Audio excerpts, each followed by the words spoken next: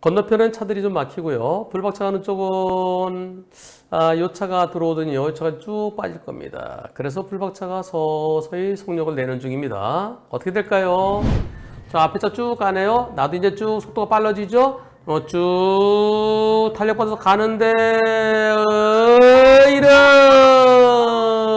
아이 참나 아줌마 거기서 나면 어떻게 해요 아줌마. 아이고 다시 일어나시는데 어디서 나오나요? 자, 불박차 속도를 보세요. 불박차 속도가 지금 요 차 때문에 요 차가 나오니까 속도를 거의 멈추다시피 했어요. 자, 처음에 저 차가 나오네요. 멈추다시피 다 쭉 가네요. 내 차도 속도가 이제 빨라집니다. 쭉 올라갑니다. 탄력받아 쭉 올라갑니다. 여기서 나옵니다. 몇 메타인가요? 이 아줌마까지 거리 몇 메타예요? 아니, 햇빛 때문에 얼굴을 가리고 이렇게 가리고 수건으로 가리고 이쪽을 보면서 나옵니다. 아니, 여기는 차들이 막혀있지만 차들이 이렇게 여기서 이 차가 오는데요. 피할 수 있겠어요? 불박차 속도가 서서히 빨라져요. 이제 쭉 가속 페달 밟아서 쭉 가는데 이렇게 급하게 멈추면서 수건이 아니고 요 모자 챙으로 가린 건가요? 왕복 5차로 도로에서 보행자분이 술을 드셨어요. 술을 드신 건 추측이 돼요. 왜냐하면 사고 직후에 가까이 가니까 술 냄새가 났어요. 그 지인 몇몇 분들이 도로 옆 식당에서 나와서 음주운전 후 얼굴이 붉은 상태였고요. 사진을 찍으면서 아이고 자동차 잘못했대요. 무단횡단 했는데 제 눈에 들어왔을 때는 브레이크를 밟을 때 늦어서 결국 부딪히게 됐습니다. 제가 가는 쪽은 3차로, 마지막 저 반대편은 2차로였어요. 저는 1차로 가고 있었습니다. 2, 3차로 차가 막혀 있는 상태에서요. 막혀 있는 쪽에서 차가 갑자기 나타나서 브레이크를 밟고 경적을 울렸지만, 그러나 경적은 좀 늦게 울리셨을 것 같은데요. 경적 소리는 아마 이럴 때 미리 안 보이죠? 다시 한번 보실까요? 언제쯤 경적 소리 나나요? 다시 여기서 네, 그렇죠. 경적은 미리 보여야 미리 울리죠. 그래서 경적 소리는 이미 늦은 겁니다. 사고 직후 119, 112 신고했습니다. 사고 즉시 일어나서 잘 걸어 나가셨는데 무릎 그리고 연골 손상으로 대학병원에서 수술 받는다고 하세요. 제 차는 충격이 크지 않은지 제 차에는 피해가 없습니다. 경찰에서는 무조건 내가 운전 잘못이라고 하시네요. 이런 경우 제 과실이 과연 존재하는 것인가요? 지인들한테 보여드려도 아유 저걸 어떻게 피해? 만약 제가 잘못했다 그러면 이 정도 사고로 중상해가 되나요? 지금 무릎을 수술해야 된대요. 무릎이 골절되고요. 그리고 무릎 연골 손상으로 수술 받는데요. 이때 중상해에 대해서 제가 처벌받아야 되나요? 11대 중과실, 그러니까 뭔가 12대 중과실 거기에는 없다 그랬어요. 왜? 신호위반도 아니고 횡단보도도 아니고 그리고 과속도 아니고 아무것도 아니잖아요. 수술 받는다고 하시기에 그런 수술 후유증이나 그런 게 생겨서 중상해가 되진 않는지 걱정입니다. 투표해 보겠습니다. 무릎뼈 골절 및 연골 손상으로 진단 8주 나왔다는데 중상해다 아니다 투표. 여러분들 의견은 어떻습니까? 투표 시작. 여러분들의 100%가 중상해 아니라는 의견입니다. 경찰에서 경상 중상 나눌 때는 3주 이상이면 중상이에요. 3주 미만은 경상입니다. 중상하고 중상해하고는 전혀 달라요. 또 장애가 남는 것하고도 전혀 다릅니다. 중상해 아닙니다. 두 번째 투표입니다. 불박차가 더 잘못됐다. 반반이다. 무단횡단자가 더 잘못됐다. 무단횡단자 100% 잘못이다. 투표 시작. 무단횡단자 100% 잘못이 94%밖에 안 되네요. 100% 나올 줄 알았는데 무단횡단자가 더 잘못됐다가 4%, 반반이다가 2% 있습니다. 이럴 때도 불박차 잘못이 있다는 분이 6%나 있네요. 계속 이어집니다. 변호사님, 조금 전에 보험사로부터 전화 왔어요. 수술은 안 하신대요. 입원 1, 2주 하고 통원 치료하신다네요. 근데 전치 8주 나왔습니다. 보험사 직원분 말씀은 일반적으로 경찰에서는 6주 이상은 중상해로 본대요. 경찰 측에서는 아직 연락이 없고요. 어떻게 대처해야 될까요? 중상해가 계속 마음에 걸립니다. 중상해는 처벌받아야 된다면서요. 사고 당일 경찰서 진술서에도 경찰의 안내에 따라서 양식대로 작성했어요. 근데 보행자가 좌우를 살피지 않은 점, 2, 3차로에는 차가 정체돼 있어서 제가 무단횡단을 미리 발견할 수 없었던 점, 이런 거 빠뜨렸어요. 참나. 이런 것도 마음에 걸리네요. 일단 수술을 안 하셔도 된다는 것은 참 다행입니다. 중상해 절대 아닙니다. 보험사 직원이 무식해서 그래요. 걱정하지 마세요. 오늘 교통사고 처리 특례법 위반으로 검찰로 송치했다는 문자를 받았습니다. 올해부터는 검찰로 안 보내요. 불송치, 공소권에서 불송치 결정하고 그냥 끝냅니다. 근데 2019년도는 일단 검찰로 송치했죠. 공소권 없음으로. 즉 공소권 없음다는 건 뭐예요? 중상이 아니라는 거죠. 12대 중과실이 아닌 중상이 아닌 부상사고라는 겁니다. 검찰에서 공소권 없으면 종료될 겁니다. 변호사님 감사합니다. 변호사님 말씀대로 공소권 없으면 끝났습니다. 유튜브 댓글에서 제 잘못이라는 분들 꽤 보이네요. 전방주 테마 이런 글들도 있네요. 초행길에서 오히려 뚫어지게 앞을 보고 갔습니다. 저는 전화 통화한 것도 아니고요. 여러분들 중에서도 6%는 불박 잘못이 있다고 그러셨는데요. 저는요 전방주 잘했으니까 바로 멈출 수 있었잖아요. 제가 바로 멈추면 붕 나눠서 붕 떴을 거 아니겠어요. 예, 제가 상대를 발견한 거 1.6초 내지 8초 전에 예 그러면서 제가 더 빠르게 크라시를 해서 급제동했어도 어차피 사고는 나지요. 반응 시간이 있으니까요. 영상을 보면은 아 보이네 하지만 막상 본인이 이런 상대면 피할 수 있을까요? 다시 한번 언제쯤 보이나요? 여기서요? 이때부터 네 1초 걸리네요. 1초요. 아 수건이네요. 수건 맞잖아요. 네 피할 수 있습니까? 제 변호사님 덕에 교통 지식도 많이 배웠고요. 경찰이나 보험서보다 변호사님께서 훨씬 정확한 것을 보니 참 대단하시네요. 아유 맨날 하는 건데요, 뭐. 예. 아직은 불박차에게 일부 잘못이 있다고 보는 듯 하지만, 그러나 실제로는 불박차 운전자가 저걸 어떻게 피해요? 무단횡단자 100% 잘못이에요. 조만간 그렇게 되는 날이 곧 올 겁니다. 경찰도, 보험사도 저걸 어떻게 피해? 예상도 못했고, 보였을 때는 아무리 빨리 멈추더라도 도저히 피할 수 없잖아. 그래서 운전자 잘못이 없다는 그날이 곧 올 겁니다. 여기에서요, 여러분들, 이거 중요한 겁니다. 중상해 2009년 2월 26일 날 아주 중요한 헌법재판소 결정이 나왔습니다. 매우 중요한 겁니다. 이날 이전에는 12대 중과실 아니고 핸드폰 보면서 가다가 또는 졸음운전하다가 또는 어디지 하다가 앞에 있는 사람 그냥 들이받아 갖고 깔고 넘어가서 머리를 다쳐서 식물인간이 됐더라도 또는 목을 다쳐서 사지마비가 됐더라도 종합보험 들어있으면 끝났어요. 사망사고 아니죠? 뺑소니 아니죠? 2009년도에는 저 때는 10대 중과실인가 11대 중과실인가 뭐 그랬을 거예요. 예. 그러니까 지금은 12대 중과실인데요. 그게 조금씩 들어가서 8대 중과실, 10대 중과실, 11대 중과실, 10대 중과실이 됐어요. 그게 저 당시가 10대 중과실 내지 11대 중과실일 때예요. 거기에 해당되지 않죠. 그러니까 식물인간의 사지마비 되더라도 종합보험으로 끝! 근데 피해자는 억울해요. 아니 멀쩡하게 길 가장자리 가고 있는데 그걸 못 보고 와서 그냥 팍 들이받아갖고 식물인간 사지마비가 됐는데 그런데 종합보험으로 끝이라고? 억울하다. 그래서 헌법소원을 넣었어요. 교통사고 피해자가 중상해를 입은 경우 12대 중과실에 해당되지 않는다는 이유로 그래서 사망일 때는 처벌받아요. 그래서 사망일 때는 이 사람 처벌할까요 말까요 물어봐요. 근데 중상해 식물인간 사지마비도 안 물어봐요. 사망사고가 아닌 부상사고는 예해조항, 즉 11대 중과실이냐 아니냐 그것만 보는 거예요. 아무것도 없네. 종합보험 가입돼 있네. 그러면 처벌 못한다고 돼 있잖아. 교통사고 처리특례법에. 그래서 사망했을 때는 이 사람 처벌할까요 말할까요 물어봐요. 그래서 내가 처벌해 주세요 그러면 무겁게 처벌하고요. 이거 합의됐으니까 처벌하지 말아주세요 그러면 가볍게 처벌하고요. 그런데 중상해는 그것도 안 물어봐요. 안 물어보고 그냥 공소권 없음이에요. 그래서 잘못한 운전자를 기소하느냐 마느냐를 피해자한테 물어보지도 않고요. 그냥 종합보험 또는 공제조합에 가입되면 끝나요. 허허. 여기서요. 중상해 입은 피해자는요. 아니 저 사람이 한눈 팔다가 졸음운전하다가 핸드폰 보다가 이게 오히려 12대 중과실보다 더 나쁜 거예요. 제일 나쁜 거잖아요. 앞을 안 보는 거예요. 그런데 12대 중과실이 아니란 이유로 12대 중과실에 그 당시에는 11대 중과실이었을 거예요. 11대인지 10대인지 잘 모르겠어요. 아니 우연히 무진장 잘못했는데 그 11대 중과실에 해당되지 않는다는 이유로 그러면서 저 사람 처벌해 주세요 말아주세요 그것도 나한테 물어보지도 않는다. 너무 억울하다. 신호위반이다. 중앙선 침범이다. 2주짜리도 처벌할 거 말고 물어봐요. 경찰관이 조서 작성할 때 많이 다친 거 말고 조금 다쳐도 물어봐요. 그런데 아니 나는 우연하게 그 예외조항에 해당되는 그럴 때는 물어보는데 처벌할 거야 말할 거 물어보는데 예외조항에 해당되지 않는다는 이유로 나한테 물어보지도 않고 그냥 끝난다. 이건 너무 이상하다. 불합리하잖아. 무진장 잘못해 100대 빵인데. 예컨대 횡단보도 사고에서 주차된 차 뒤에서 어떤 사람이 푸다닥 뛰어들어왔어요.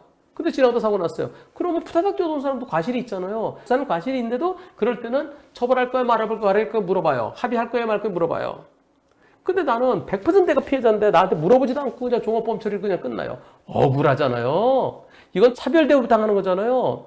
그래서 교통사고로 인해서 중상해를 입어서 식물인간이 되거나 또는 평생 심각한 불구 또는 난치 질병을 안고 살아가야 되는 경우, 즉 식물인간 사지마비, 하반신마비, 팔다리 절단, 식물인간처럼 이렇게 무진장이 심각한 경우가 됐을 때 그때는 그 불법성이 사망사고보다 결코 작다고 볼 수 없다. 식물인간하고 사망사고 어느 게 더 힘들까요? 사지마비하고 사망사고 어느 게 더 힘들까요? 가족들이 받아들일 때? 물론 살아있으면 언젠가는 새로운 획기적인 치료 방법이 나올 수도 있죠. 그리고 살아있으면 언젠가는 기적이 일어나서 벌떡 일어날 수도 있죠. 하지만 가족들 입장에서는요. 예컨대 딸이 아빠 지난번에 얘기했던 그 내 남자친구 인사드리러 왔어요. 그래. 김군. 앉으시게. 아버님은 뭐 하시나? 제일 먼저 그거 물어봐요. 보통. 춘부장께서는 어떤 일을 하시나? 예, 저희 아버님께서는 제가 고등학교 때 교통사고로 신호위반 차에 교통사고로 돌아가셔서요. 어머님과 같이 동생하고 셋이 이렇게 지내왔습니다. 그런가? 아이고, 어머님께서 참 고생 많이 하셨네. 그래, 어머님 혼자서 참 아들 좋은 대학은 그리고 좋은 직장 얼마나 고생이 많으셨나? 그런데 나중에 이제 작은 딸입니다. 아빠. 내 남자친구 인사하러 왔어. 그래. 박군. 그래, 아버님께서는 어떤 일 하시나? 예, 저희 아버님께서는 제가 고등학교 때 교통사고로 식물인간 나가셔갖고 식물인간 되셔서 지금 집에 누워 계십니다. 그런가? 지금 몇 년째인가? 예, 10년째 누워 계십니다. 딸 주겠어요? 안 주겠어요? 아니, 딸이 시집 가면은 아버님께서 교통사고로 돌아가신 그 경우하고 큰 딸은 아버님이 돌아가셨고 시아버님이 10년 전에 작은 딸은 가면은 그 집안에 식물인간 있잖아요. 식물인간. 어느 게 더 힘들겠어요? 가족들 입장에서는. 사망사고는 그래도 시간이 지나면 어느 정도 극복을 할 수 있습니다. 근데 우리 아버지가 식물인간이시다. 2년 동안 병원 치료받는데 그 다음에는 이제 집으로 가라고 그래요. 병원에서 해주는 게 없어요. 똑같아요. 그러면 나갔다 들어오면 한켠에 아버님은 식물인간 누워 계시고요. 맨 그 쾌쾌한 애기 키우는 집도 애기 기저귀 냄새가 나는데 어른이 식물인간이면요. 그거 얼마나 냄새가 쾌쾌한 냄새가 나겠어요.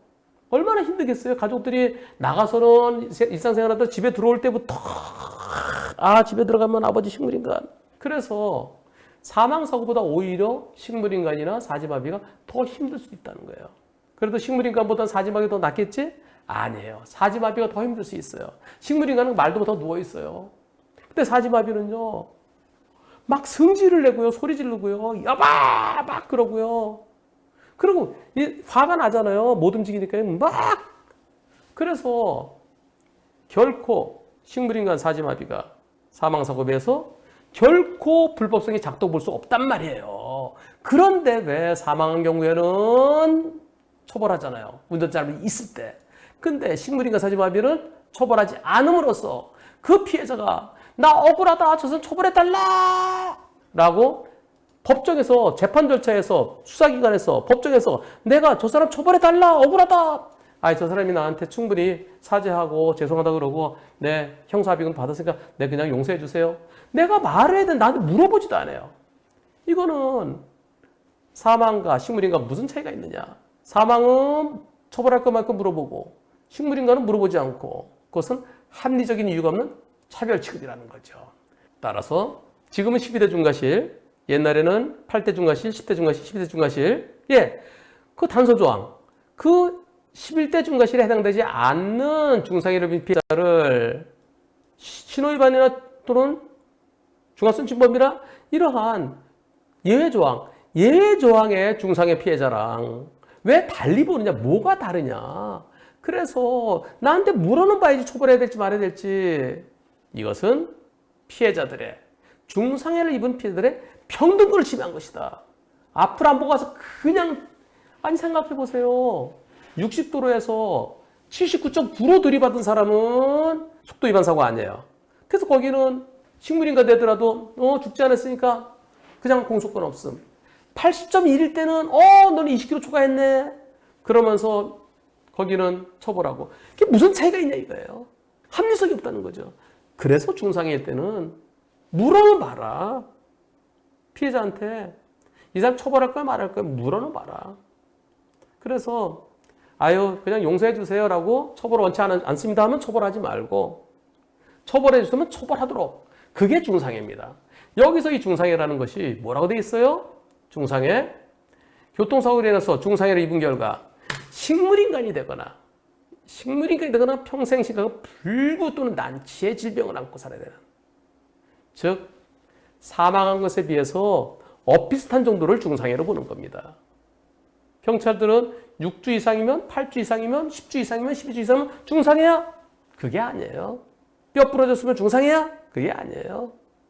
장애가 남는데 중상해야? 그게 아니에요. 중상해는 식물인간 사지마비, 하반신마비, 식물에서 벗어나서 편마비, 그리고 팔다리 절단, 그 정도 급이 돼야 돼요. 또는 팔을 전혀 쓰지 못하는 쭉 늘어지는 상완신경 손상, 그 정도를 말하지 여기 쇠방 수술했다, 장애가 10% 남았다, 그건 중상해가 아닙니다. 그런데 중상해에 대해서 제대로 모르고 중상해에 대해서 제대로 아는 분들이 거의 없어요. 중상해라는 것은 식물인간 이와 거의 사망에 비해서 사망한 거랑 무슨 차이가 있어? 평생 돌아도 다리가 없다, 팔이 없다, 평생 돌아. 그런 경우가 중상해입니다. 여러분들 중상해에 대해서 이제 이해가 충분히 되셨죠? 근데 지금은 중상해가 아니에요. 만약에 내가 중상해라고 그러면 내가 재판을 받게 되잖아요. 합의하면은 재판은 안 받지만 합의 안 되면 재판에 넘겨지는 거예요. 종합보험 플러스 합의가 돼야 돼요. 물론 12대 예외사유에 해당되면서 중상해면 어차피 처벌돼요. 합의되더라도 단서조항이니까. 그런데 12대 예외사유에 해당되지 않으면서 중상해일 때는 그럴 때는 합의하면 그걸로 끝나요. 공소권 없으면. 합의 안 되면 재판 들어가요. 억울하면 나 재판 받겠다 할 수 있어요. 예외는 있습니다. 식물인간. 식물인간은 본인이 합의한다 안 한다 식물인간 판단 못해요. 그래서 가족이 해야 돼요. 가족이 하는 것은 과연 본인이 진짜 합의해줄 마음인지 아닌지 몰라요. 본인의 자유로운 의사로서 합의가 돼야 돼요. 그렇지 않으면은 식물인간은 그래서 합의되면은 정상 참작 사유에 해당됩니다. 하지만 일부 검사 판사들은 식물인간 가족들이 합의한 것도 합의로 인정해주는 검사들도 있긴 있는 것 같아요. 원칙은 본인의 의사로서 합의해야 돼요. 본인은 절대 내 억울하다 그러는데 가족들이 돈 얼마 받고 합의해줬다? 그것은 본인의 의사가 아니에요. 그 부분은 아직까지 세모입니다. 그런데요, 지금 같은 경우 억울하잖아요. 저걸 어떻게 피해요? 재판 받고 싶은데 재판에 안 넘겨줘요. 중상해가 아니라서. 여기서 우리가 살펴볼 수 있는 게 있습니다. 여러분들 기억하실 거예요. 이 사건 가겠습니다. 어떤 사고였나요? 째깍째깍.